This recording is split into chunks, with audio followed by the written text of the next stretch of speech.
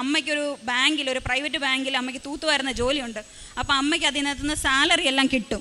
അപ്പോൾ ആ സാലറി കിട്ടുന്നത് വെച്ചുകൊണ്ടിട്ട് നമുക്ക് അതിൻ്റെ സ്ലിപ്പ് കാണിച്ച് ലോൺ എടുക്കാമല്ലോ എന്ന് വെച്ചുകൊണ്ട് ഞാൻ എല്ലാ ബാങ്കിലും കയറി ഇറങ്ങി. പക്ഷേ അവിടെയും നമുക്കൊരു തിരിച്ചടി എന്ന് പറഞ്ഞു കഴിഞ്ഞാൽ ആധാരത്തിനകത്ത് എഴുതിയിട്ടുണ്ട് 12 വർഷം വരെ ഈ ആധാരം വിൽക്കാനോ പണയപ്പെടുത്താനോ സാധിക്കത്തില്ല എന്ന്. അപ്പോൾ അവിടെയും നമ്മുടെ പ്രതീക്ഷ കൈവിട്ടുപോയി, ലോൺ വെക്കാൻ പറ്റത്തില്ല. അങ്ങനെ ഞാൻ എല്ലാ ബാങ്കിലും കയറി ഇറങ്ങി. അവസാനം ഞങ്ങളുടെ കോട്ടയത്തുള്ള കാനറ ബാങ്കിൽ ഞാൻ ചെന്നു. അവിടെ ചെന്ന് കഴിഞ്ഞപ്പോഴത്തേക്കും അവിടുത്തെ മേഡം എൻ്റെ അടുത്ത് ഒരു കാര്യവും പറയുന്നില്ല, നിങ്ങൾക്ക് ഇന്ന കാര്യങ്ങളാണ്, അല്ലെ എല്ലാ ബാങ്കിൽ നിന്നും പറഞ്ഞത് 3 സെൻറ്റിന് ലോൺ തരത്തില്ലെന്നാണ്. പക്ഷെ അവിടെ അങ്ങനെയൊന്നും നമ്മളോട് പറഞ്ഞില്ല. മേഡം അപ്പം തന്നെ എല്ലാ കാര്യങ്ങളും ഡീറ്റെയിൽസും മേടിച്ചു വെച്ചു. ലീഗലിനുള്ള കാര്യങ്ങൾ ചെയ്തു.